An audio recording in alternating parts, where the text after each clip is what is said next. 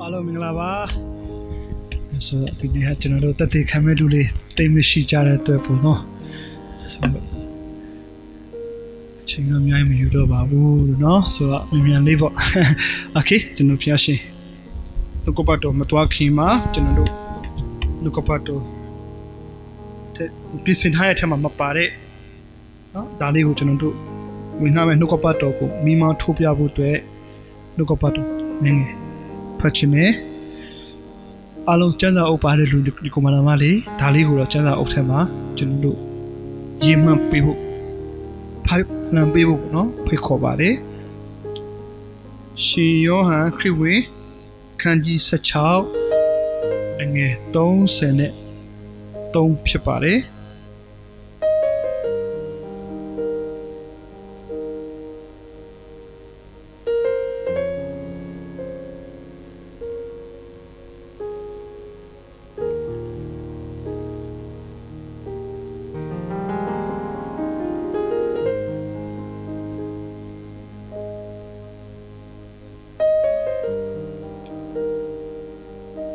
Tuichala Madina, Tuichala, Shioha, Kanji, Sechao, Don Sene, Don Seneto, Chipare, no? They know the Nago and me Pui, Nay that she's a chinga,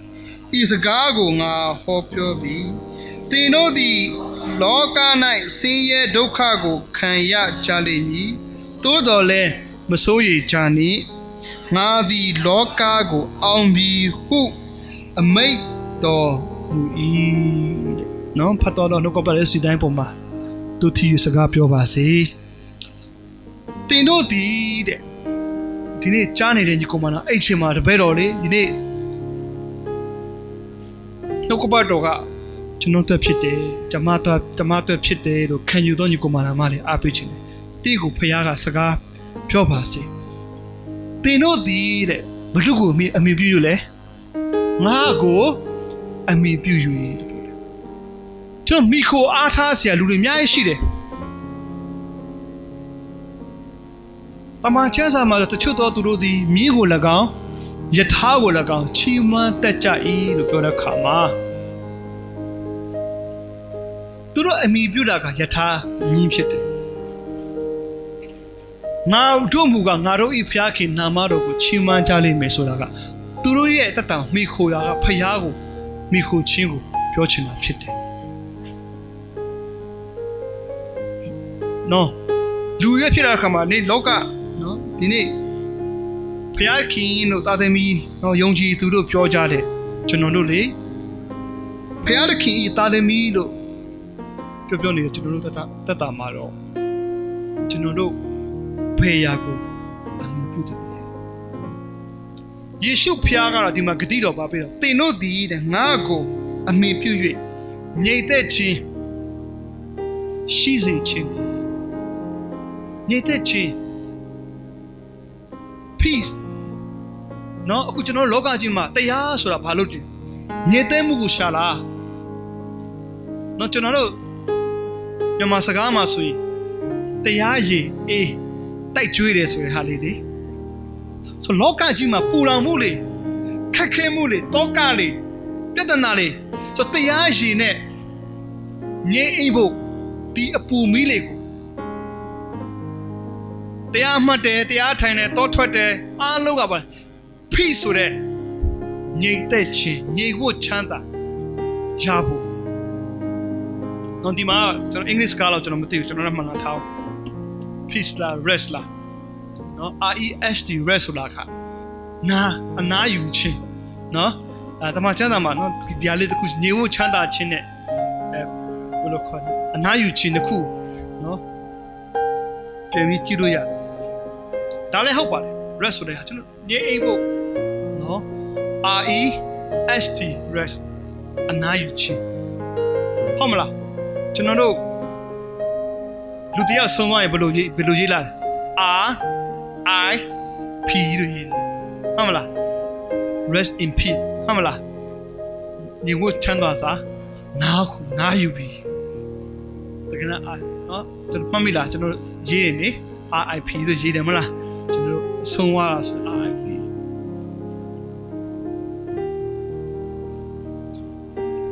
ယေရှုပဲအမိပြုရင်ငါတင်တို့ငါကိုအမိပြု၍ညစ်တဲ့ချင်းဒီနေ့ကျွန်တော်ပြောတာရောက်စီတိုင်းကိုမင်္ဂလာပါနော်ဟိုအဖာကျဲတော့ဝမ်းမြောင်လေခုနဆိုသွားပါတယ်တချင်းလေးကဝမ်းမြောက်ချင်းလို့ပြောပြီးတင်းရဲ့အထဲမှာပူလောင်နေဝမ်းမြောက်တဲ့ကာလရှိလားရှိတယ်နော်လူတိုင်းမှာလောကကြီးကပါပြောလို့ဆိုအသက်တရားမနေရတော့လေအမှုတရားတော့တွေ့ရမယ်လို့ပြောတယ်ဟုတ်တယ်နော်ကြုံနေရတယ်လေခဏနေကြရင်ဟိုကိစ္စခဏနေကြဒီကိစ္စအမှုတွေရင်ဆိုင်နေရများမရှိဘူးလားရှိတယ်လောကကြီးမှာတပူပေါ်တပူစစ်ဆိုတာရရှိတယ်နော်ဆိုတော့ပြောချင်တဲ့အရာကယေရှုကတင်တို့သည်တဲ့မိခိုတချို့ကနော်ကျွန်တော်တို့အဲ့ဆိုတပြူတင်တဲ့ခါမှာအခြေခံအုတ်မြစ်ကြောင်းတင်တယ်လေတချို့ကသဲဆိုတဲ့အရာမတည်မြဲတော့အရာမိမစီးပွားငွေဟုတ်မလားအလုံးငါတတိယငါပေါ်မှာကောင်းတယ်ပြောတာပဲဒါပေမဲ့တစ်ခါတလေမှာအဲ့အရာတွေကရွေလျာဖောက်ပြန်တတ်တဲ့အခါမှာတင်းရဲ့တက်တာပြိုလဲတတ်တယ်ဆိုတော့ကျွန်တော်တို့ဝင်ငှဖို့တဲ့ခရစ်တော်ဒီလိုကြောက်တင်လို့ဒီငါကိုတဲ့ငါတည်မြဲတယ်ညစ်တဲ့ချင်းရှိဖို့တဲ့ဤစကားကိုငါပြောတယ်ဒီနေ့နှုတ်ကပတ်တော်ပြင်ဆင်ထားတဲ့နှုတ်ကပတ်တော်ကဖခင်တင်းကိုပြောချင်တဲ့အရာဖြစ်ပါစေတင်တို့ဒီတဲ့လောက၌ဘာဖြစ်ရမလဲဆင်းရဲဒုက္ခကိုခံရကြလိမ့်မယ်တချို့လေကျွန်တော်တို့ဟိုပမာလာမျိုးသူတို့ကတစ်ခါကျ river လို့ခေါ်လာနော် no ထားမှုဆိုတဲ့ဟာကျွန်တော်အားရှိဖို့ no ထားဖို့တစ်ခါတည်းမှာဖခင်သားနေပြီဆိုအောင်မြင်ရမယ်ဟုတ်မလားဖခင်သားနေပြီဆိုရင်ဒီလိုဖြစ်ရကျမ်းမာရမယ်အကျွေးနဲ့ကြင်တစ်ခါလေးပြောနေတစ်ဖက်ဆင်းဟာကျွန်တော်ကိုမှလည်းအကျွေးရှိတယ်ဟုတ်တယ်နော်ကိုမှလည်းဒီမှာစာအိယောဂါရှိတယ်အခုဖခင်သားသမီးမဟုတ်ဘူးလားမိစေဖြစ်လာတော့နော်အဲ့အခုတော်များများဆိုပြဿနာတက်တယ်လေအလွဲဖြစ်တယ်တကယ်တော့သူ့ဝေခန့်နေတဲ့အရှုတော့ကနိုးထားမှုအတွက်နားလည်မသိနော်ကျွန်တော်ခရိယံမှာဒီတန်းနာတင်တဲ့လူရှိတယ်ကျွန်တော်တို့ deliver ဆိုတဲ့လူမြောက်ချင်းနော်တချို့တွေချိန်ချင်းနော်တချို့ဆိုချိန်ချင်းအဲ့မိစဉ်ဖားရှင်ကနေပြီးချိန်ချင်းအမင်္ဂလာလေးနတ်လေးနဲ့ကစားလာတဲ့အရာလေးတွေကျွန်တော်ချိန်ချင်းနဲ့ဝေခန့်တဲ့ဆရာလေးရှိတယ်တချို့က river ဆိုတဲ့နိုးထားရေးအကြောင်းငိုက်အဲ့နေတော့သူတွေနိုးထားဖို့တဲ့ဆွပေးတဲ့ဆရာတွေရှိတယ်နော်ကျွန်တော်တို့ကျတော့ယုံကြည်သူတွေကိုတိဆောက်ကျွန်တော်ရဲ့ဆုကျေးဇူးကြတော့ယုံကြည်သူတွေကိုတိဆောက်ခြင်းအသိတော်ကိုတိဆောက်ခြင်းကျွန်တော်ဝင်ငါတဲ့အရာတစ်ခုကြည့်လိုက်နောက်ဆုံးတော့ကာလယုံကြည်သူတွေဘယ်လိုပြင်ဆင်ရမလဲကျွန်တော်ရဲ့ဝိညာဉ်ရေးရာ face ဟုတ်မလားကျွန်တော်ရဲ့ face SP ministry နော်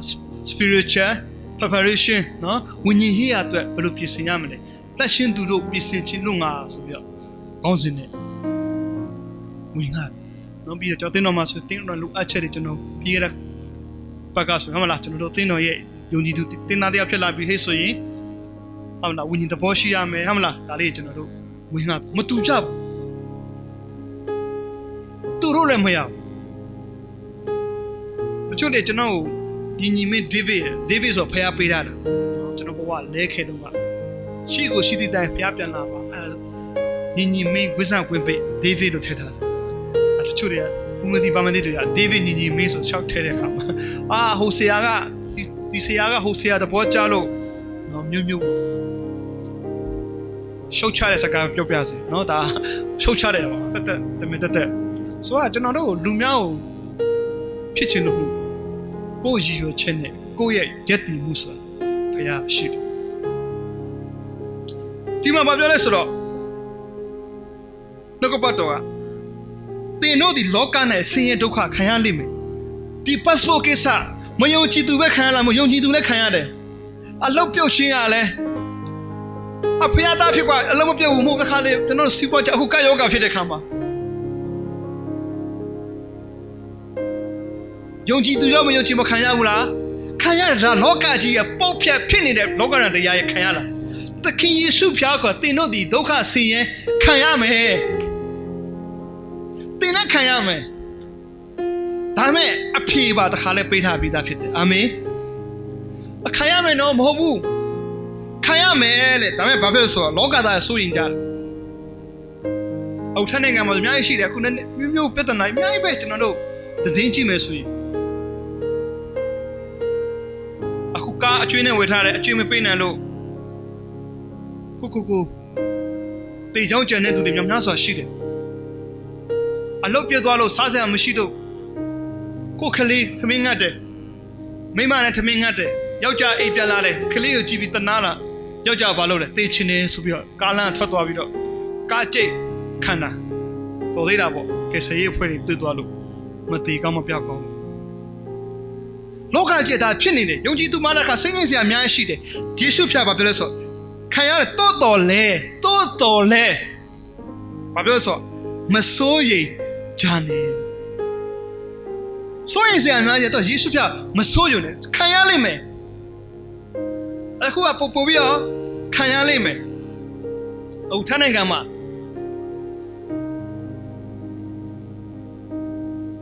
တချို့ပြန်ပြီးကျွန်တော်တို့ဆိုခုပြန်ဗမာပြည်သားဆိုခုဆိုကျွန်တော်တို့အလုပ်ရှင်ကျွန်တော်ခုမနေ့တနေ့ကဆိုကျွန်တော်မနေ့ကဆိုကျွန်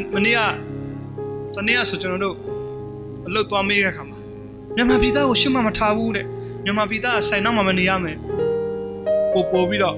မြန်မာပြည်သားလို့ပြောရနော်ယုံကြည်သူမယုံကြည်သူပြောတာမဟုတ်ဘူးပို့ပြီးတော့ဖိနေချွတ်မရှိဘူးလားအလုပ်ဆိုတာ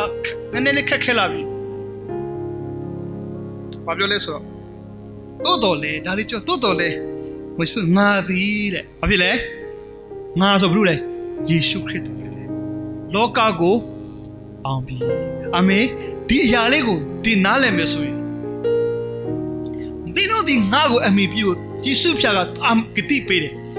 ချင်းလို့ဆိုညီကိုမနာမအားပေးခြင်းတယ်လောကမှာတင်ကောင်းတာလုပ်ပါနော်ကံအကျိုးဆိုတာနော်ကျွန်တော်အားလုံးသိကြနော်ကောင်းတာလုပ်ချင်သူငါကိုရေလောင်းတော့သူကိုယ်နဲ့ရေလောင်းချင်းခံရလိမ့်မယ်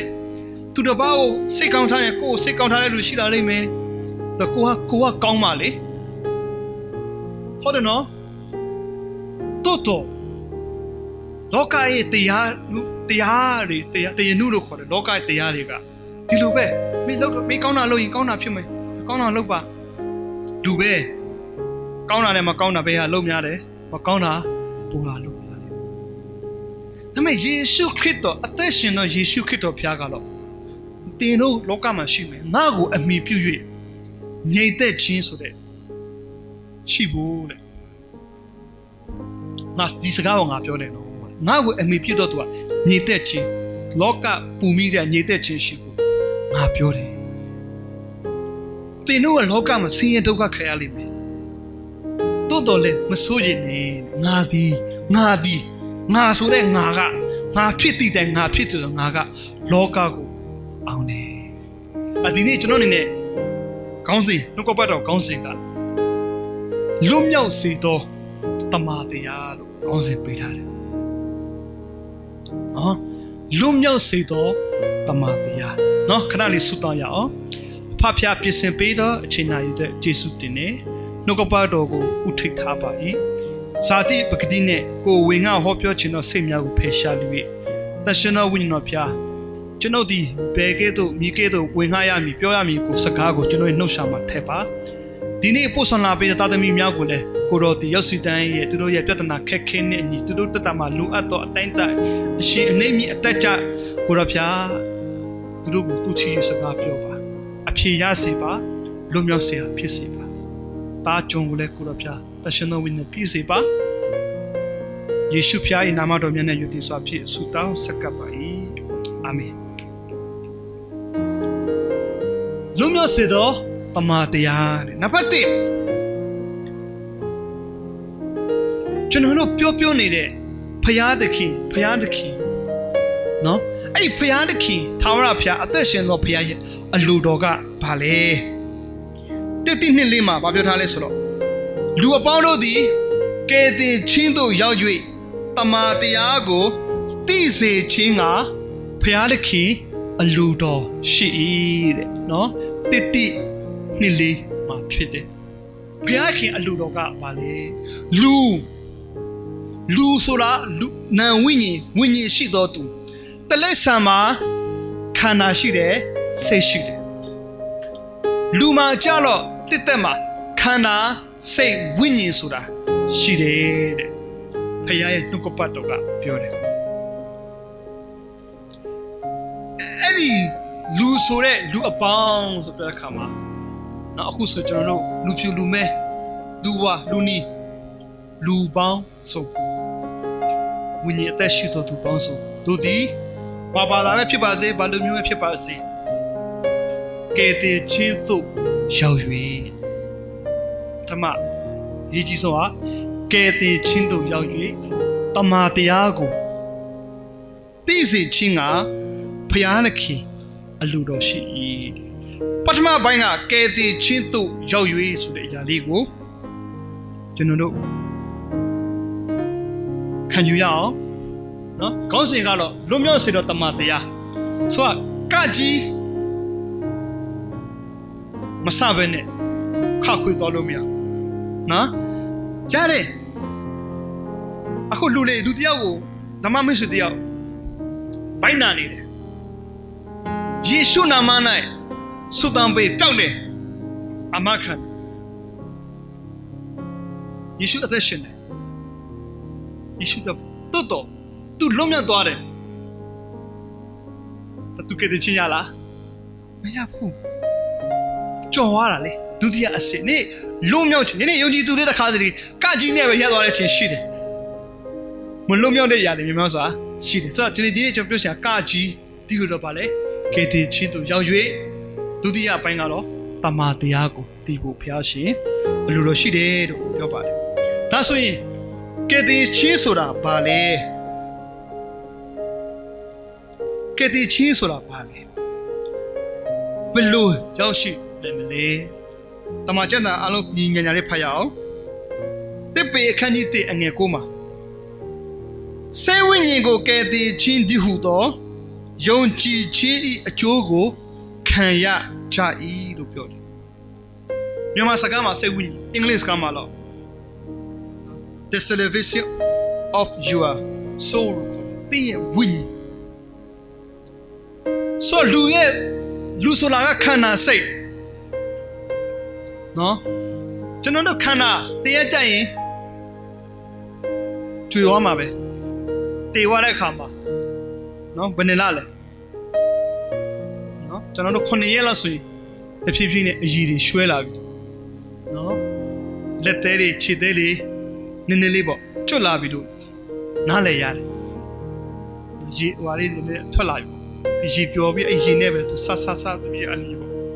ပျော်သွားအယိုးစုပဲချက်ဒီခန္ဓာကိုရေးကြည့်တယ်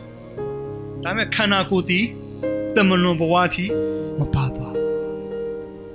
စိတ်ကလည်းအသက်ရှင်စဉ်ခါမှာစိတ်တဘောထားမှန်နော်ရေးကြည့်တယ်ဒါပေမဲ့အသက်ဝိညာဉ်ဆုံးသွားရင်အဲ့အရာတွေကပျောက်ကွယ်သွားလာပဲဆိုကြတော့ဗာလဲဆိုတော့ဝိညာဉ်ကြတော့ထာဝရဖြစ်တယ်ဘာဖြစ်လို့ထာဝရဖြစ်လဲကပ္ပဦးကျမ်းခန်းကြီး2အငယ်9မှာလေထို့နောက်ထာဝရဘုရားရှင်မြေမုံနဲ့လူကိုဖန်ဆင်း၍သူ၏နှာခေါင်းထဲသို့ဘုရားကဇီဝအသက်အင်္ဂလိပ်ကမှာဆိုလို့သုံးဘုရားရဲ့ဝိညာဉ်ထဲဘယ်ဘုရားလဲထာဝရဘုရားထာဝရရှင်ဘုရားသခင်ရဲ့ဝိညာဉ်ကိုလူမှာတဲ့လူသည်အသက်ရှင်တယ်ဆိုအဲ့ဒီအသက်ရှင်သောဝိညာဉ်ဖြစ်ဆိုတော့ခန္ဓာကြီးကြွယ်သွားပေမဲ့ထာဝရဝိညာဉ်ထာဝရဘုရားစီရဲ့ဝိညာဉ်ရှိတော့အဲ့ဒီဝိညာဉ်ကဘာဖြစ်လို့ဆိုဒီမှာပြရတယ်။ဘာမှစိတ်ဝိညာဉ်ကိုကယ်တင်ခြင်းဒီဟုတော့လေယုံကြည်ခြင်းဤအကျိုးဘာကိုယုံကြည်ရမလဲဂတိတော်ပေါ့ဟုတ်တယ်မလားကောင်းတာလုပ်ရင်ကောင်းတာဖြစ်မယ်လို့ပြောခဲ့တော့သူကပြောခဲ့တော့ကြောင့်ကျွန်တော်တို့လည်းအော်အဲ့စကားကိုယုံကြည်ခြင်းဆိုရပါလာတဲ့ခါမှာကိုဘာလို့လဲကောင်းတာလုပ်ခြင်းဆိုတဲ့အရာပါလာတခါတည်းမှာအာမခံချက်တစ်ခုပေးတဲ့ခါမှာဂတိစကားကိုဘာလို့လဲယုံကြည်အဲ့ယုံကြည်ခြင်းရဲ့အကျိုးကိုခံစားရမှာဖြစ်တယ်ဖယားလို့ပြောတော့ဘယ်ဖယားမှမလိမ်ဘူးအဲ့ဒါကြောင့် လောကမှာရှိသောပုဂ္ဂိုလ်တော်မြတ်သူတော်ကောင်းတွေသူတော်ကောင်းသူတော်မြတ်တွေကသူတို့ဟောပြောတဲ့အခါမှာအားလုံးကလိန်ညာလှည့်ဖျားဖို့အမပေးဘူးတားမြစ်ထားထာဝရရှင်ဘုရားခင်ရဲ့ပြည့်ညတ်တော်7ပါးတည်းမှာလဲမူတာမပြောဘူးနော်ပြောထားတယ်အဲ့ဆိုအဲ့မူတာမပြောဖို့အတွက်တားမြစ်ထားတော့ဘုရားရှင်ကိုယ်တိုင်ကမူတာစကားပြောရင်အဲ့ဒီဘုရားခင်ကိုယုံစရာအကြောင်းရှိလားမရှိဘူးသူကလည်းမူတာပြောနေလားဒါဆိုကျွန်တော်တို့သိရဖို့မူတာမပြောနဲ့ဆိုတဲ့သူရဲ့ပြောသောစကားမူတာနဲ့ကင်းစင်အဲ့ပုဂ္ဂိုလ်တော်မြတ်ထာဝရရှင်ဘုရားသခင်ရဲ့ဂတိတော်ကဘာလဲဒီမှာတော့မရေးထားပါဘူးဒါကျွန်တော်ဖတ်ပြပါမယ်ယောဟန်ခန်းကြီး7ယောဟန်ခန်းကြီး7အငယ်25မှာယေရှုကလည်းငါသည်ထားမြောက်ခြင်းအကြောင်းအသက်ရှင်ခြင်းကြောင့်ဖြစ်၏တဲ့ငါကိုယုံကြည်သောသူသည်သေလွန်တော်လဲအသက်ရှင်လိမ့်မည်ယေရှုကသင်တို့ရဲ့ဝိညာဉ်သင်တို့လောကမှာဒီခန္ဓာကိုကျွေသွားမယ်နော်ဒါကဖယားမဲ့သိတယ်ခန္ဓာကျွေခြင်းအသက်ကျွေခြင်းကဘယ်တော့လဲတချို့သောသူတွေကဖယားရဲ့အကြံဉာဏ်ရှိသောကြောင့်အသက်80 80 90တချို့သောသူတွေကလောကလာတဲ့ခါမှာ3ရက်လောက်ပဲခံတယ်တချို့တော့မွေးတာနဲ့1ရက်လောက်မနေရအောင်တနားရီလောက်မနေရအောင်လောကပြန်ထွက်သွားတာချင်းမရှိဘူးလားအဲ့ဒါကျွန်တော်တို့တချင်းစကားနဲ့ပြင်လောကဧည့်သည်လို့ခေါ်တယ်ဆိုယေရှုကငါသည်လေလူကိုခန္ဓာကအကြောင်းမျိုးကြောင့်ဖခင်ရဲ့အကြံစီနဲ့ပဲအခွင့်တော်နဲ့ပဲလောကမှာနေရမှာဖြစ်တယ်တော့ကျွန်တော်တို့ရဲ့သေဝရဲ့ကျွန်တော်တို့ဝိညာဉ်ကထမြောက်ခြင်းကြောင်းဖြစ်တယ်တဲ့ကျွန်တော်ရဲ့ဝိညာဉ်ဆုံးရှုံးခြင်းကြောင်းလည်းဖြစ်တယ်ငါကိုယုံကြည်တော်သူသည်ခန္ဓာကြွေသေလွန်တော်လဲရှင်လိမ့်မယ်ဆိုတဲ့ဂတိစကားပြောခဲ့တော်သူဖြစ်တယ်အဲ့ယေရှုဖျားဘာလို့ပေးတယ်လဲတမန်ကျမ်းစာတစ်ကောခန်းကြီး15မှာခရစ်တော်သည်ကျမ်းစာလာသည့်တိုင်ငါတို့အပြစ်များကြောင့်အသေးခံတော်မူ၏တင်းကြိုပြီးမှကျမ်းစာလာသည့်တိုင်3ရက်မြောက်သောနေ့၌ထောင်မြောက်တယ်အဲ့ဒါကိုဧဝံဂေလိတရားလို့ခေါ်တယ်အဲ့ဖခင်ရဲ့ဂတိတော်ကိုယုံကြည်တော်သူဟာယုံကြည်ခြင်းဤအကျိုးကိုမလုပ်မလဲခံရမယ်ယုံကြည်ရမယ်အဲ့ဒါကျွန်တော်တို့ကတင်းတော်မှာယေရှုဖျားကိုယုံကြည်ပြီးပြီကျွန်တော်ဘာလုပ်ပေးလဲစိတ်ချမှုဘယ်နှခုသင်ပေးလဲ9ခုဆိုသင်ပေးတယ်စိတ်ချဖို့ဘယ်မှာစိတ်ချမလဲသင်္ကန်းစာပါမဟုတ်ဘူး MCA ရဲ့ခံယူချက်မဟုတ်ဘူးလူတွေရဲ့အာကုန်ကျမ်းစာကဲတင်ချင်းစိတ်ချမှုတရားငါဆက်တဲ့စနစ်အဲ့ဒါမဟုတ်ဘူးအာကိုဆောင်ချင်းကျွန်တော်မဟုတ်ဘူးဘယ်ပေါ်မှာလဲဖယားရဲ့ပြောတဲ့ဂတိပေါ်မှာဆွတောင်းခြင်းနဲ့ပတ်သက်ပြီးဖယားနှုတ်ကပတ်တော်ရှိတယ်ဂတိရှိတယ်အဲ့ဂတိပေါ်မှာယုံကြည်တတ်ဖို့ဆွဲကန်တတ်ဖို့ဘာလို့ဖြစ်လဲသင်ပေးတာတချို့ကဘာနဲ့မိတ်ဆက်ပေးပြောင်းနေတာနဲ့ငါတို့ရဲ့နှစ်ချင်းကဘလို့ငါတို့ရဲ့ AG ကခံယူချက်ကဘလို့ကျွန်တော်တို့ရဲ့အသင်းတော်ကတော့နော်ကိုယ်အသင်းတော်မှာအားနဲ့ချက်ရှိပါတယ်နော်ကျွန်တော်တို့ကအကောင်လောကမှာအကောင်းဆုံးဆိုတဲ့အသင်းတော်မရှိဘူးအကောင်းဆုံးဆိုတဲ့အသင်းတော်ဖြစ်လာရင်ခရစ်တော်လိုသေးလားမလိုတော့ဘူးလိုအပ်ချက်တွေများမှခရစ်တော်များများလိုတာလေတစ်ခုမဟုတ်တစ်ခုလိုအပ်ပါတယ်ကျွန်တော်အသင်းတော်ကတော့ဒီလူဒီအသင်းတော်ပေါ်မှာထက်ဒီလူဒီဖခင်ရဲ့နှုတ်ကပတ်တော်မှာစိတ်ချဖို့ဖခင်ရဲ့ဂတိတော်ပေါ်မှာကယ်တင်ခြင်းစိတ်ချဖို့တဲ့ပြောတာဖြစ်တယ်ဒါတလို့ဆိုနားလည်ပြီလို့ထင်ပါတယ်နော်โอเคကျွန်တော်တို့တမန်တရားကိုသိရင်ဘာဖြစ်လဲခုနအစသမှာလေဘာပြောလဲလူပေါင်းတို့သည်ကယ်တင်ခြင်းသို့ရောက်၍ဘာပြောလဲတမန်တရားကိုသိစေခြင်းငါဖခင်အလိုရှိတယ်တမန်တရားကိုသိဖို့ဖခင်အလိုရှိတယ်ထို့ကြောင့်တမန်တရားကိုသိရင်ဘာဖြစ်မလဲဖခင်နှုတ်ကပတ်တော်ဘာပြောလဲတမန်တရားကိုလည်းသိကြသည်ဖြစ်ထိုတရားသည်သင်တို့ကိုလှုပ်လိမ့်မည်ဟုယုံကြည်သောယူဒလူတို့အားမိန်တော်ဒီခန့်ကြီးကိုမလားယုံကြည်သောမြန်မာနိုင်ငံသူနိုင်ငံသားများကိုမိန်တော်မူတယ်။ဘာကိုမိန်တော်မူလဲတ တမာတရားကိုသိရင်အဲ့တမာတရားထိုတရားတွေသင်တို့ကိုလှုပ်လိုက်မည် and you shall know the truth and the truth shall make you free သင်ကိုလွတ်မြောက်စေဆိုတမာတရားကိုသိတော့ခုနတမာတရားကိုသိတော့သူကလောကကြီးမှာခက်ခဲပြဿနာရှိတယ်လွတ်မြောက်ခြင်းယောက်ျားလေးမလားနော်အပျော်ဆုံးနေ့3နေ့ဆိုတာလေရှယ်ဥတုချာမျက်နှာပြောတယ်နော်။ဘာနေ့လဲရှင်ပြုတဲ့နေ့နော်ဟုတ်လား။ဘာလဲမင်္ဂလာဆောင်တဲ့နေ့ရှင်ပြုတဲ့နေ့ထောင်ငါထွက်တဲ့နေ့ဆိုတာအဲ့မှာဟုတ်လားကျွန်တော်တို့ကတော့တစ်မျိုးပေါ့နော်တစ်ဖက်ကိုသားသမီးကိုလုပ်ပေးတဲ့ခါမှာဖျားတဲတာနဲ့တူတယ်ဆိုရင်ဝမ်းမြောက်တဲ့ဟာထားလိုက်တော့နော်ဆိုအဲ့မှာအဲ့တော့ပြောချင်တာမဟုတ်ပါဘူးထောင်ကထွက်တဲ့နေ့ဆိုတာပါပဲဝမ်းသာတယ်ဆိုစကားသုံးတယ်နော်ဆိုဘာဖြစ်လို့လဲထိုင်းနိုင်ငံထောင်ကောင်းလားကောင်းတယ်နော်မြန်မာနိုင်ငံထားတဲ့ဆက်စားအကြောင်းနဲ့ကျွန်တော်ထောင်ထဲမှာသွားဖို့လို့လေစအားရွေးအားကောင်းတယ်ရုပ်တရက်တည်တော့ဒါပေမဲ့အဲ့ဒီနေရာကြီးမှာလေနှင်းနဲ့ချင်နေရတာလေတိမ်ထဲမှာနော်ဆိုကောင်းတယ်ဒါပေမဲ့တချို့ထောင်လေးဆိုရင်နော်ဒါဘယ်နေမှာပြောလို့မကောင်းဘူးပေါ့ဒီပါလို့လေမားကလွယ်တော့အကုန်လုံးရှိတာယောက်ျားထောင်တီဗီနဲ့ရှိတယ်အကုန်လုံးရှိတယ် iPhone နဲ့ရှိတာပဲဒါပေမဲ့သူတို့ဒီနေရာလေးမှာသူတို့ပြည့်စုံပေမဲ့ဒီခြံဝင်းလေးထဲမှာလေ10နှစ်နဲ့10နေရတာအေးဆေးပဲမရှိဘူးထွက်ချင်တာကြီးပဲအဲ့ချုံ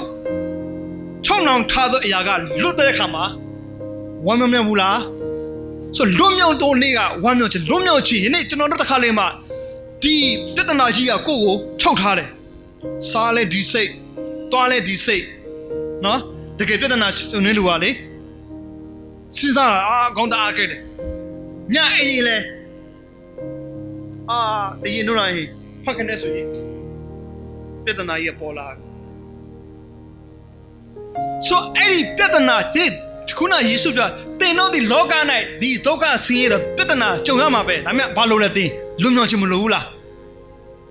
မလိုဘူးလားလူတိုင်းကလွတ်မြောက်ခြင်းလိုတယ်နော်ဒီတစ်ခုမဟုတ်ရင်နောက်တစ်ခုလိုနေမယ်ကျွန်တော်လူများကုတ်ထက်ဗာလဲအချို့ကျွန်တော်စီရင်တတ်တယ်လေဒါလေးများ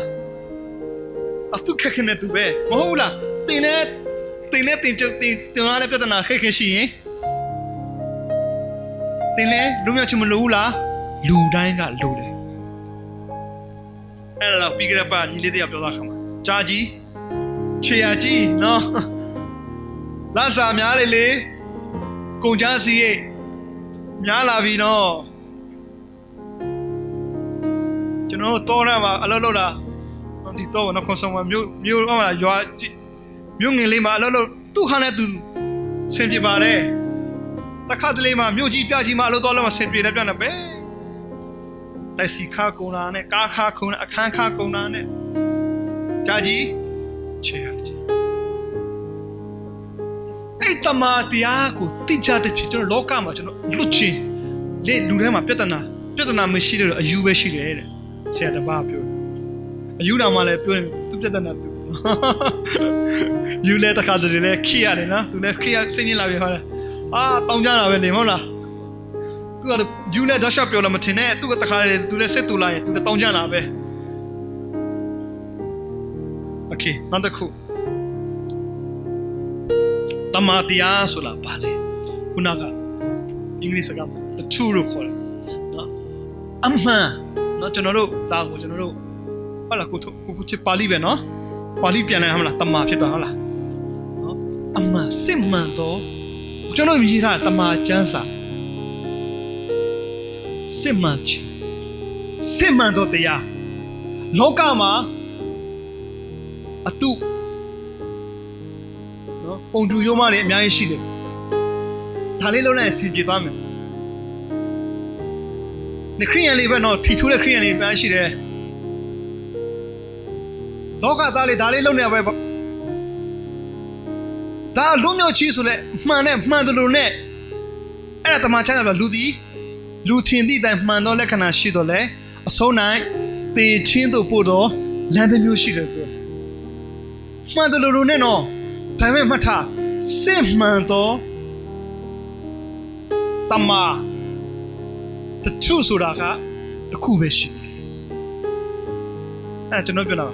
ပေတံအများမရှိဘူးလောကမှာလောကကြီးကပေတံဘာလဲပေတံလူချင်းတိုက်တဲ့ပေတံသူ့ထက်ငါကောင်းတယ်သူ့ထက်ငါမြင့်မြတ်တယ်သူကငါထက်ပိုကောင်းတယ်နဲ့ဖယားသခင်ရဲ့ပေတံနဲ့ကြည့်ရင်ဖြောင့်မတ်တော်သူမရှိတရားမှမရှိဘူးလောကကြီးမှာကဲဒီကိုမလာမလို့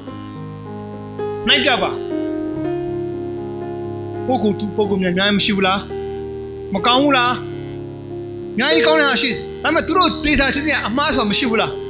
တကွေးမှာတစ်ခုတော့ဖြစ်ခဲ့ဖူးတယ်ဆိုတော့ချွန်းချဲလေးရှိတယ်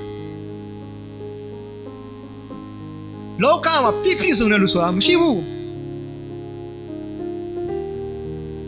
ဒါပေမဲ့စစ်မှန်သောတမန်တရားအမှန်တရားဆိုတာကျွန်တော်တို့ယုံကြည်သူတွေကျွန်တော်တို့သိရှိဖို့အားပေးခြင်းတယ်တမန်တရားဆိုတာဘာတူလဲအမှန်ကဘာဖြစ်မလဲဒီမှာရေးထားပြီးခေါင်းစဉ်လေးမှာနော်တမန်တရားဟာဘယ်တူလဲဖတ်ကြည့်အောင်ယေရှုက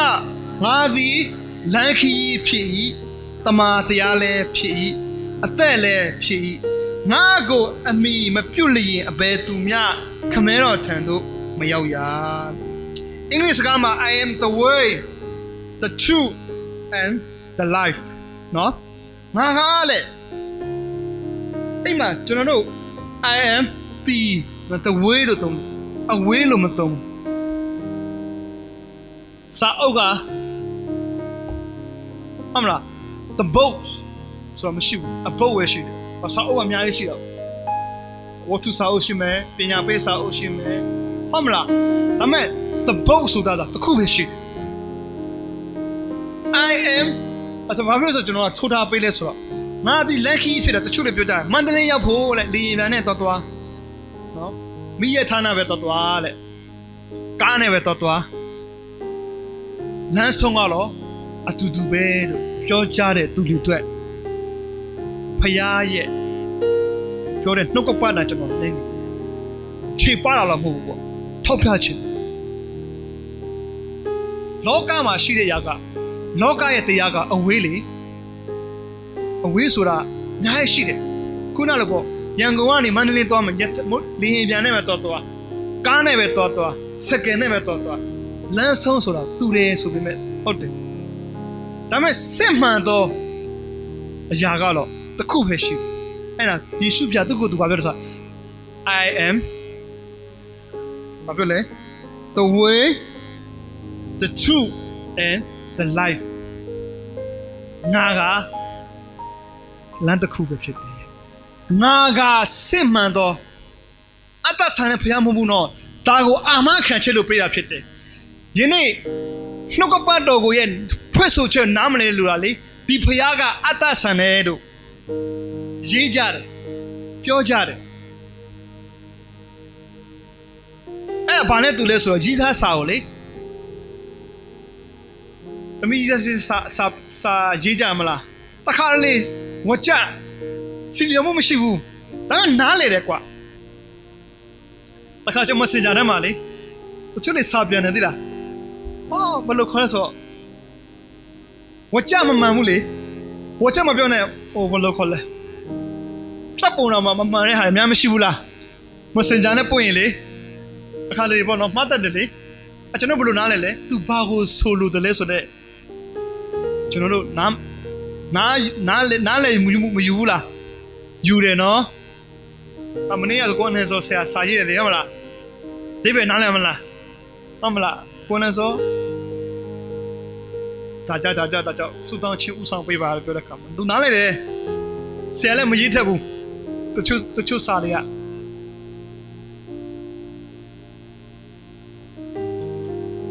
ဒီနေ့ဖယားသခင်ရဲ့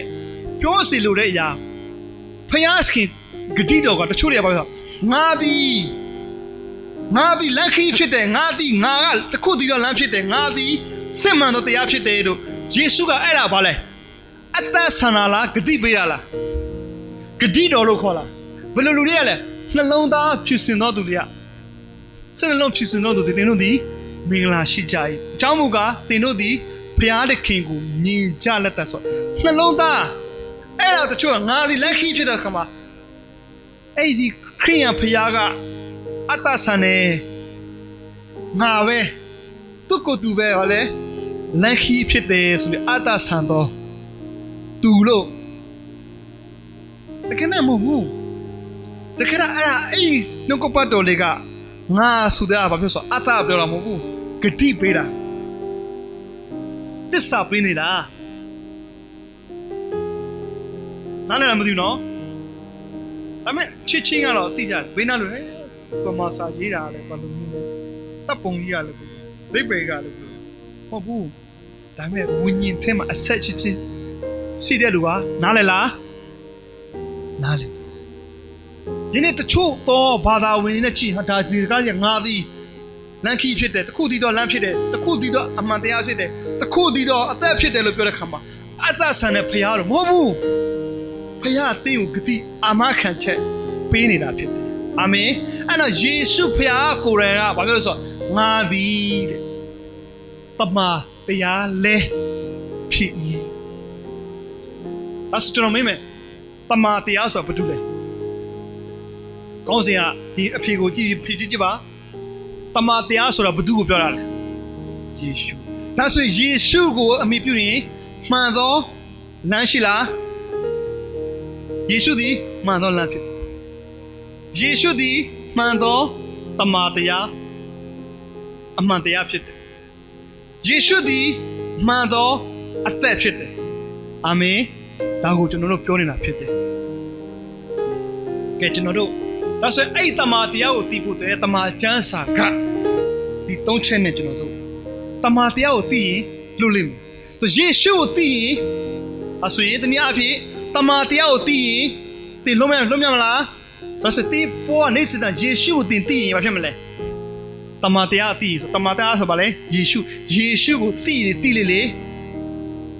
င်တတ်တာမှာလူချီရှိလိမ့်ဘာဖြစ်လို့ဒီလိုမျိုးပြောလဲဆိုတော့လူတွေကကဲတဲ့ချင်းရတယ်နော်ဖခင်သားဖြစ်ပြီအခုနှခွန်ဆောင်ထက်မှရှိဖခင်သားမတဲ့လူတွေသူယေရှုယုံကြည်သောကြောင့်ကဲတဲ့ချင်းရပါတယ်ဖခင်ဂတိစကားကြောင့်ဒါပေမဲ့လူမျိုးချင်းကတော့အလကားမရဘူးဘာဖြစ်လို့လဲစိုးရင်လေခုနကကျွန်တော် internet ပြောသွားတာနော်လောကမှာဆင်းရဲဒုက္ခမယုံကြည်သူလက်တာပတ်စံလို့တယ်သူလည်းပတ်စံလို့တဲ့ခါမှာတနည်းနေတွေဘာတွေမနားမလဲတော့ဘူးအလုပ်ရှိရင်လုပ်မှာပဲငါ့ကိုခွန်ချင်းငါလုပ်မှာပဲငါအားမဖျားကြောင်းဖျားကြောင်းဆိုအားဖို့မဟုတ်ဘူးတေးဘဝလွတ်မြောက်ခြင်းရဖို့တက်တာ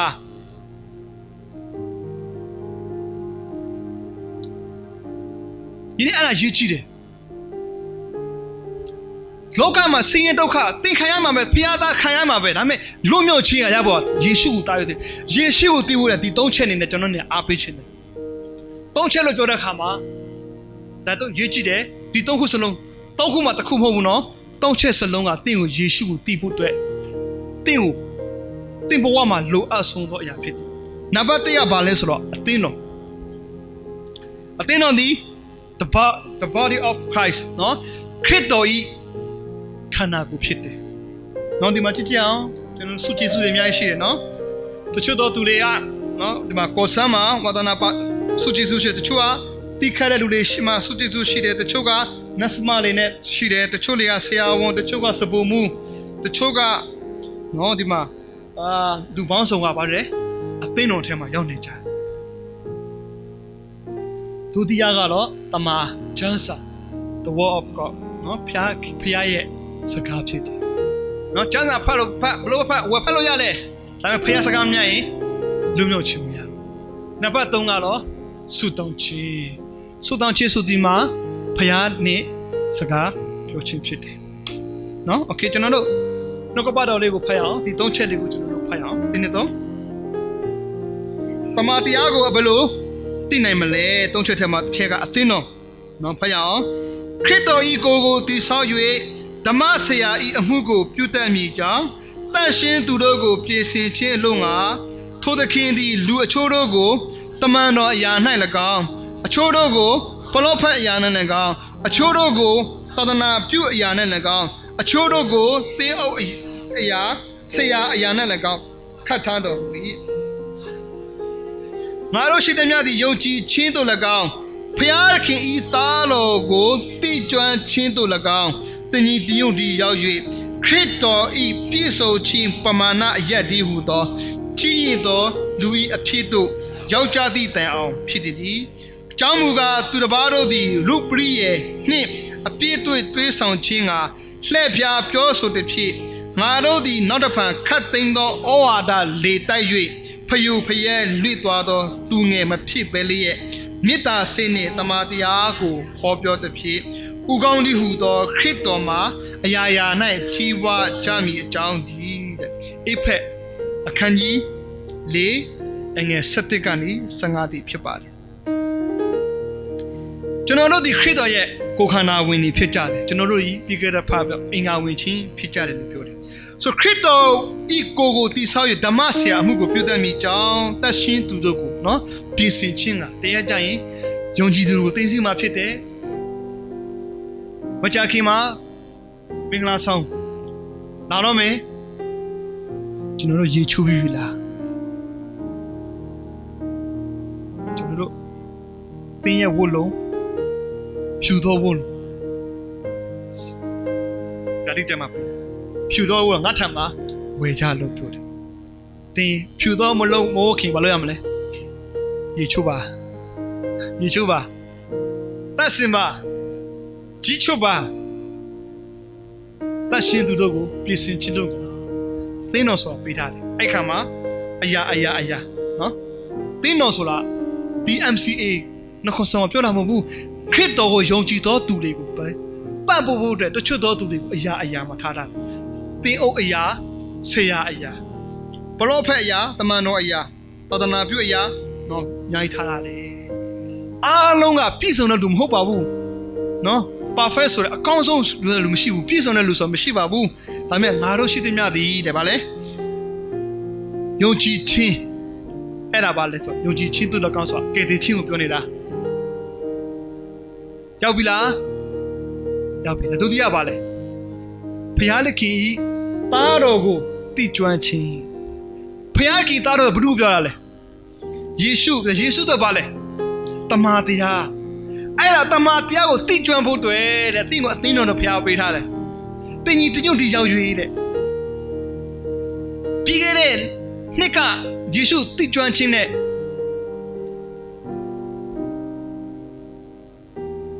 ဒီနေ့တိကျွမ်းခြင်းမတူတော့ဘူးမယုံရင်လေဘယ်လိုဆမ်းမလဲလားနော်ကျွန်တော်ရဲ့ page မှာရှိတယ်ကိုဖို့ချီတို့တက်ခဏရှိတယ်နော်ညီကိုလေးတက်ခဏရှိပြန်နောက်တော့ကြည့်ပေါ့ပြန်နောက်တိုင်းဘာဖြစ်သေးလားဒီကောင်တက်ခဏခြာလိုက်တာကြုံဘူးလားမသိဘူးနော်တခါလေကျွန်တော်တို့လေဟိုလွန်ခဲ့တဲ့နှစ်3ကြားရတရားဟောခဲ့တဲ့ဟာလေလွန်ခဲ့တဲ့10နှစ်လောက်ကတရားဟောခဲ့တဲ့ဟာလေပြန်နောက်ထောင်ရင်လေဟာခြာတယ်ကွာဒါပေမဲ့အဲ့တော့မခြာဘူးကွာဘာဖြစ်သေးလားဖះကိုတိကျွမ်းခြင်းကတာရွတ်ပဲလားတိလာတဲ့ခါမှာအဲ့တော့ကွာဟာမင်းကပို့ပြီးတော့ဒီလိုပြောရမှာတကယ်တော့မဟုတ်ဘူးအဲ့တော့ကအတိုင်းတာတပတ်မှမသိနော်ဟိုခြာသွားတာမဟုတ်ဘူးပို့ပြီးတော့ဘာဖြစ်လာလဲအရင်တော့ကတော့တရားဟောချက်လေးနားထောင်မလို့ဖုန်းလေးဝယ်တာပါတဖြည်းဖြည်းနဲ့ပါပတ်ကြည့်စောတက်လာတယ်တဖြည်းဖြည်းမြင်လာလေအရင်တော့ကဖုန်းဆက်လို့ရပြီအခုဆိုဖုန်းတော့ဆက်လို့မဟုတ်ရမ်ဘနကီလဲဆိုစိတ်ဝင်စားလာရမ်ဘနကီပါလဲဆိုစိတ်ဝင်စားလာစကင်ပါလူမိုင်းနော်သူရဲ့ဖုန်းစတက်စကင်ကကောင်းလားမကောင်းလားဆိုတာဘာဖြစ်လို့လဲတိကျွမ်းချင်းကပို့ရလဲမြင်လာအလမ်ဒီနော်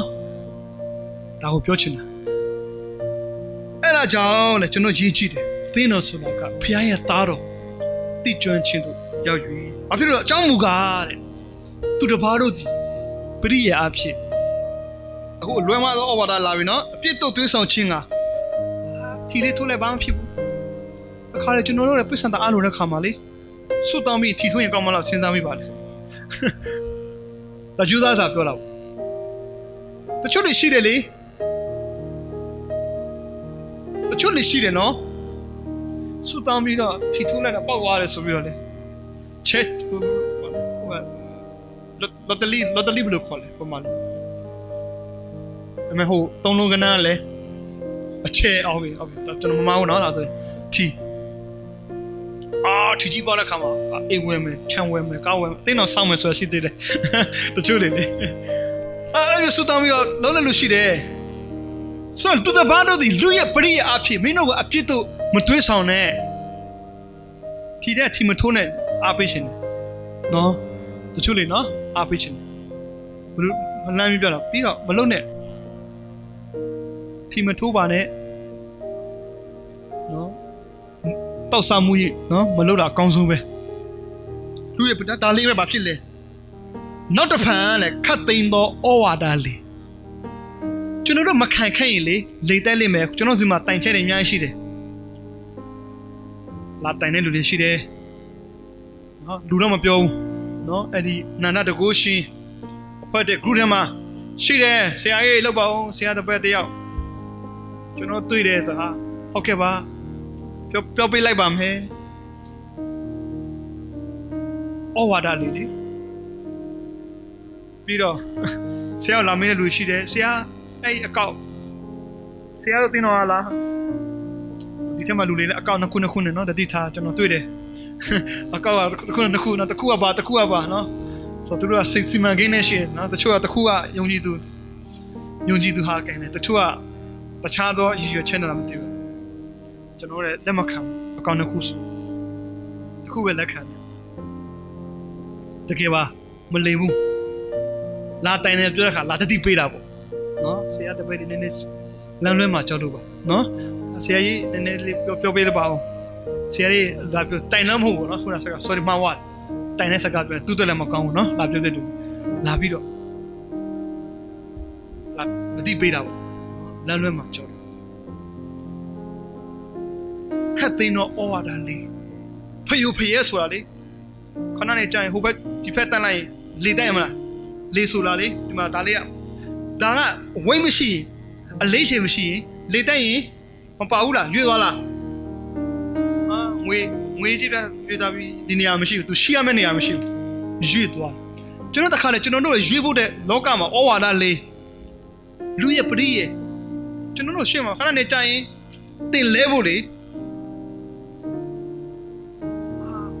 ဟိုလူရဲ့စကားအပလင်းနဲ့တင်းကိုလာတိုက်လိုက်မယ်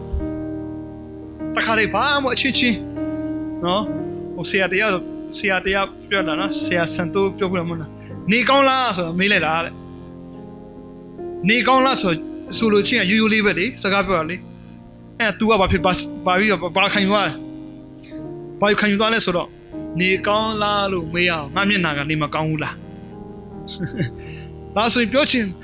နေမကောင်းဘူးဆိုတော့ငါစိတ်ခံသွားဖို့ပစ္စံမရှိဘူးလားငါပုံကစိတ်ခံသွားဖို့တော့ပစ္စံမရှိဘူးတဲ့ဗါလဲနေမကောင်းတဲ့ရုပ်ထွက်နေလားပေါ့အဲ့လားငါ့ကိုနေကောင်းလားဆိုတော့မေးရလားဆိုတော့ဘာဖြစ်လဲနေကောင်းလားဆိုစကားလေကဘာဖြစ်လဲသူ့ကိုအမုန်းတရားကိုလည်းတိုက်စားသွားတခါလေးမှာအဲ့နေကောင်းလားဆိုတဲ့ဟာထိတ်ခဲပေါ့နော်ဂယုစိုက်ချင်းကိုလည်းဆိုလိုရဖြစ်သွားတယ်ပေါ့နော်ဆိုတော့ဒီအရာလေးတွေကလေဆိုတဲ့အရာလေးကတခါလေကျွန်တော်ဘာဖြစ်တယ်လဲ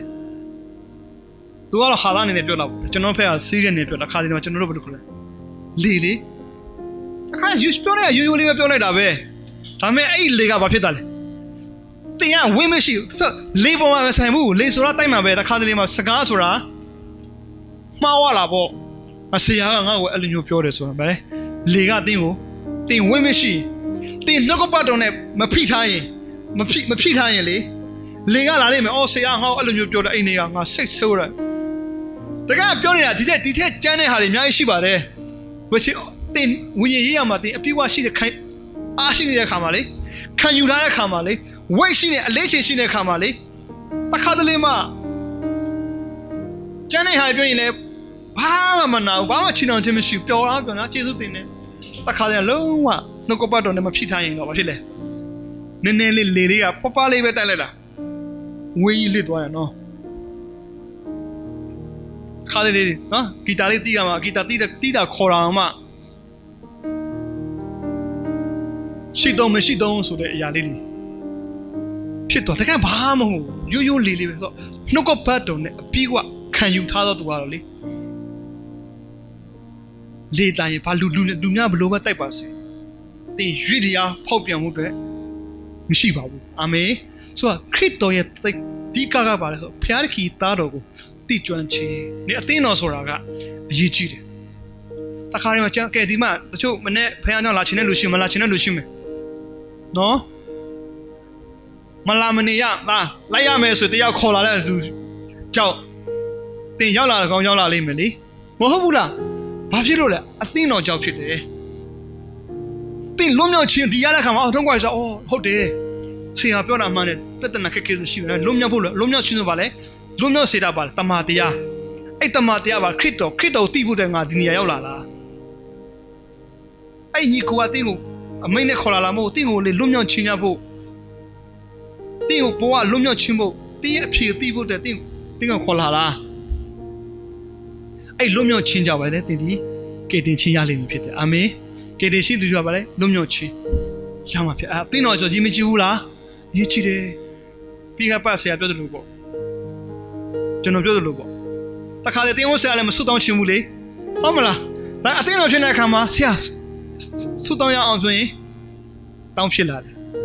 ဒါပေမဲ့အတင်းတော်ဆိုတာကျွန်တော်ကြီးမကြည့်ဘူးလားအရေးကြီးတယ်နော်နံပါတ်2ကတော့ခုနပြောတယ်လို့တမန်ကျမ်းစာဘုရားရဲ့စကားဖြစ်တယ်ကြည့်အောင်ထို့ကြောင့်ဤလောကသို့ကြွားလာသောအခါအိုးဘုရားသခင်ကိုတော်သည်ရေပူဇော်တကားကိုအလိုမရှိသည်ဖြစ်၍ကျွန်ုပ်ဖို့ကိုခန္ဓာကိုပြင်ဆင်တော်မူပြီးမိရှုရာရင်းနှင့်အပြည့်ဖြစ်ရာရင်းများကိုအားရနှစ်သက်တော်မမူသောအခါကျမ်းစာလိမ့်၌ကျွန်ုပ်အမှတ်တကယ်ကျုပ်ကိုပါရမနော်ကိုတော်ဤအလိုကိုဆောင်အပ်သောငါ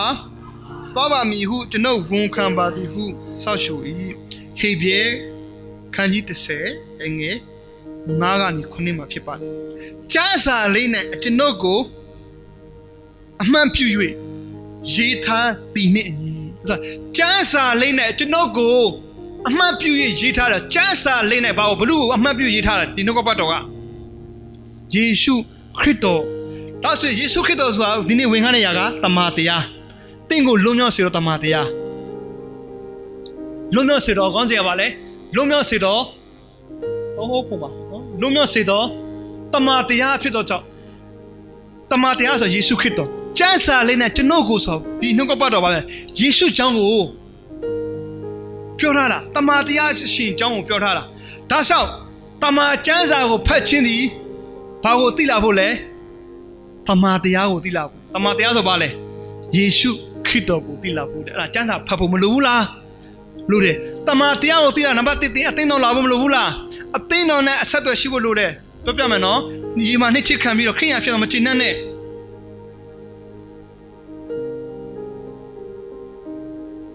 မချင်နဲ့တင်တကယ်ယုံကြည်ရင်ကျေးဇူးတော်ကတည်းချင်းရလာပါနော်တင်ဘဝမလွတ်မြောက်ဘူးတင်တောင်းနေကြရဲ့တင်တောင်းနေမှာပဲတင်ရှိနေတဲ့နေရာတင်ရှိနေမှာပဲမဟုတ်ဘူးလားဒါမဲ့လွတ်မြောက်ခြင်းလူတော့သူကလေတမန်တရားကိုသိဖို့ဒုတိယလိုတယ်လူပေါင်းတော့ကေတင်ချင်းရချင်တာပေါ့ကျွန်တော်တို့ရချင်တယ်တမျိုးတော့တွတ်တော့နောက်ခေါ်ဆောင်တမျိုးလုံးကေတင်ချင်းရချင်တာပေါ့ဖះလိုရှိရတယ်ဒါမဲ့အသင်းတော်ရတဲ့ခါမှာသူ့ကိုလေဒါကြီးလွတ်မြောက်ချင်ရဖို့အချိန်ပေးရတယ်ပြီးခံရတယ်စိတ်ရှိရတယ်ညစ်တာပြရတယ်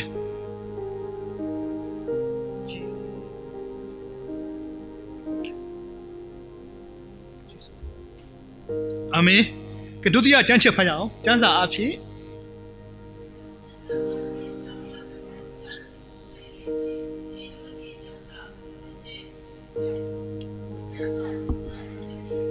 အာမင်ဆိုကျမ်းစာအဖြစ်တဲ့ထာဝရအသက်ကိုရမ်းမြူစိတ်ထင်နဲ့ တင်တို့ဒီကျမ်းစာကိုစိတ်စိတ်ဖတ်ကြတယ်တဲ့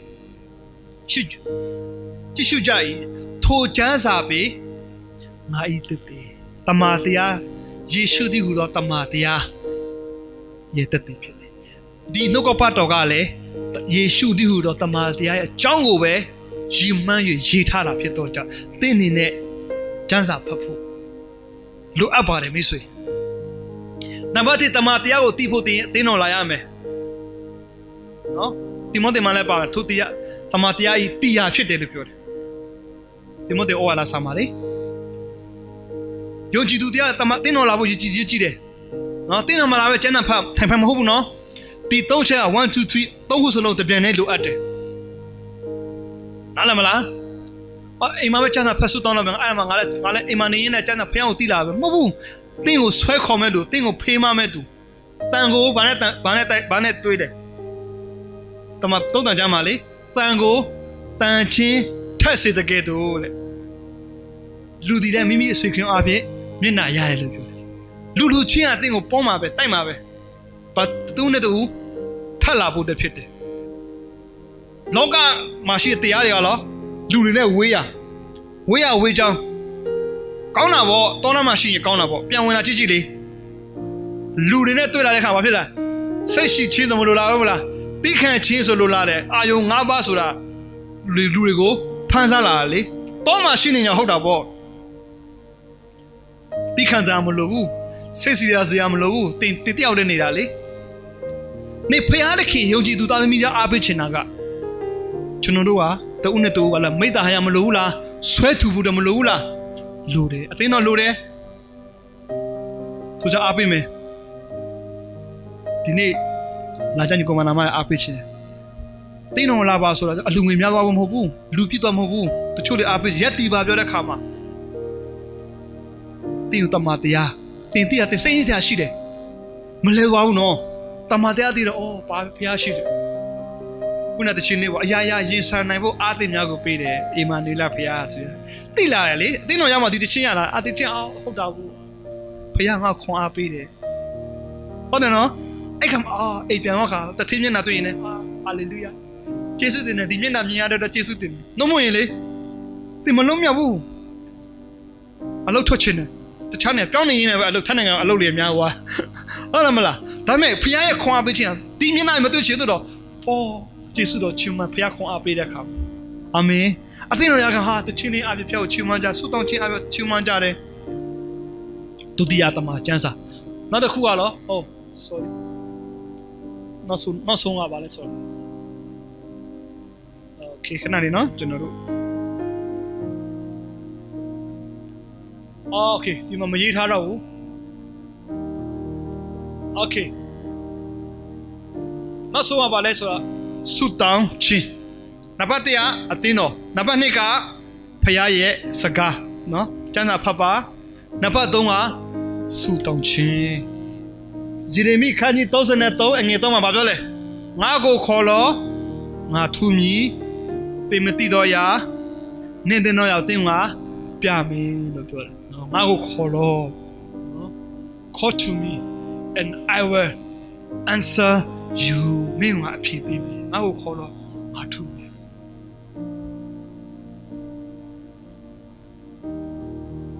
အာမင်ဖျောက်စကားပြောဖျားကိုစကားပြောမယ်စကားမပြောရင်အသက်ရှင်တော့ဖျားလို့မပြောနဲ့ရှေးဥတ္တမတော်ပြောတယ်လို့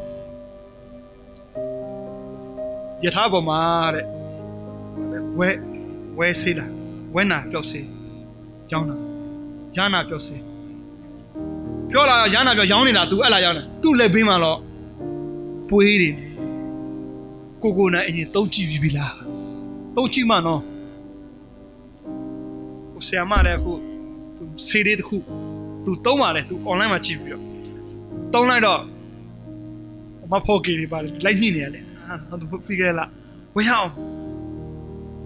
ကိုတကယ်တုံးကြည့်တဲ့လူကလေအမခံပြောနေတာအမခံနော်အမမျက်နှာကြည့်တွေ့လားအဲ့လိုမျိုးအမခံချက်ရှိလားအဲ့လူမျိုးကိုလည်းဝယ်ဖို့ပါလေတိုက်တွန်းလာတယ်သူဘာမှကော်မရှင်နဲ့မရဘာမှမရအမောအမလားလူမျိုးမပြောက်ရ तू ဘာအမောခံရအောင်ပါဒါမှ तू အမခံချက်ရှိ तू ပြောက်တယ်လေ ယနေ့ယေရှုအသက်ရှင်တာသင်တကယ်ခံစားရလားတကယ်မခံစားရလူကလေအာမခံချက်မရှိဘူးနော်ဆုတောင်းပေးမယ်နော်ယေရှုမပြောရဲဘူးတိချေဘာလို့ရမလဲယေရှုအသက်ရှင်သင်ခေါ်ကြည့်ကြည့်ပေါ့သင်ဆုတောင်းကြည့်ကြည့်ပေါ့ဖခင်ရဲ့စကားပြောမေတ္တာပွဲကြည့်ကြည့်လေအာကိုတော့အဖြေပေးတယ်ဟာအာကိုတော့ငါ့ကိုစကားပြန်ပြောတယ်ဟာတိနေတဲ့လူကလေလူများကိုပြန်ပြောဟာဖခင်ကိုဆုတောင်းနော်ဖခင်မဆတယ်နော်အာဖခင်ဆုတောင်းရအဖြေပေးတယ်နော်ဟုတ်မလား तू ကထွက်နေတယ်ပြောစရာမလိုဘူးအာမင်တမန်တရားဆိုအဲ့ဒါကိုပြောတာလူအပေါင်းတို့သည်ကဲတီချင်းတို့ရောက်ရတမန်တရားဆိုလွတ်မြောက်ခုခေတ်ကကျွန်တော်တို့ကဒုက္ခဆင်းရဲခြင်းပို့ပြီးတော့ဆိုးလာမယ်နော်အခု9လပိုင်းပဲရှိသေးတယ်6လပိုင်းနောက်ဆုံးပိုင်းပဲရှိသေးတယ်နောက်တစ်ဝက်ရှစ်တစ်ဝက်ကျန်နေတယ်6လမှာဘာလဲကြော်ရမသိသေးဘူးနော်ထိုင်းနိုင်ငံရဲ့လုံသမားဥပဒေဘာလဲပြောင်းလဲလာမလဲအကောင့်ဖက်ပြောင်းလဲလာမလားအဆိုးဖက်ကိုပြောင်းလဲလာမလားကျွန်တော်တို့ရဲ့ CN လေး PG လေး MOU လေးစနစ်လေးဘာတွေပြောင်းလဲမှုရှိလာမလဲလောကရဲ့ဥပဒေလောကရဲ့လုပ်ငန်းဆောင်တာပြောင်းလဲမှုများများစွာရှိတယ်နော်သိမသိဘူးတထေးလေးစီဝါရဲ့ကြတဲ့လုံသမားလေးရှော့လာတဲ့ခါမှာတင်ပန်တော့ပါသွားနိုင်တယ်ဒါမှတမန်တရားကိုသိသွားတယ်အလောက်ပြောင်းရင်ပတ်မစေလွတ်မြောက်တော့နီးရှိတယ်လွတ်မြောက်တော့အဖြေရှိတယ်ဘယ်မှာလဲယေရှုခရစ်ကိုတည်ကြွပါယေရှုခရစ်ဒီတမန်တရားဖြစ်တယ်အဲ့တမန်တရားသင်တို့ကိုလွတ်လိမ့်မယ်လို့ပြောတာဖြစ်တယ်ဟုတ်မလားဆိုတော့အဲ့တမန်တရားကိုသိလာဖို့တင်အခုတည်းဘာလို့ပြင်ဆင်ထားရမလဲအသင်းတော်ဆိုတဲ့ခရစ်တော်ရဲ့ခန္ဓာကိုယ်နဲ့တင်အဆက်အသွယ်ရှိခြင်းနံပါတ်2ဖယားသခင်ရဲ့စကားတော်ဆိုတဲ့တမန်ကျမ်းစာကိုဖတ်ရှုခြင်းနံပါတ်3ဖယားနဲ့သူမိတ္တရာဖွဲ့ခြင်းစကားပြောခြင်းဆိုတဲ့ဆုတောင်းခြင်းအရာလေးကိုတင်တဲ့နာမှာရှိမယ်ဆိုရင်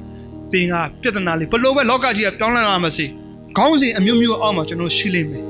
ဒါသင်ရဲ့ပြဿနာကိုဖြေလွတ်မြောက်စေတာသင်သွားဆိုရင်လွတ်မြောက်ခြင်းနေပါဆိုတဲ့လွတ်မြောက်ခြင်းဆိုတဲ့အရာလေးအားလုံးကယေရှုကိုတည်ကျွမ်းခြင်းနေပဲဆိုင်တယ်ဘယ်လိုသိရမလဲဒီတုတ်ချက်နေနဲ့ကျွန်တော်ညအားပေးချင်ပါလေရောက်စီတိုင်းပေါ်မှာဖျားရှင်ဒီကောင်းကြီးပေးပါစေဆုတောင်းရအောင်ဘုရားကိုကျေးဇူးတင်တယ်မေတ္တာရှင်ပါ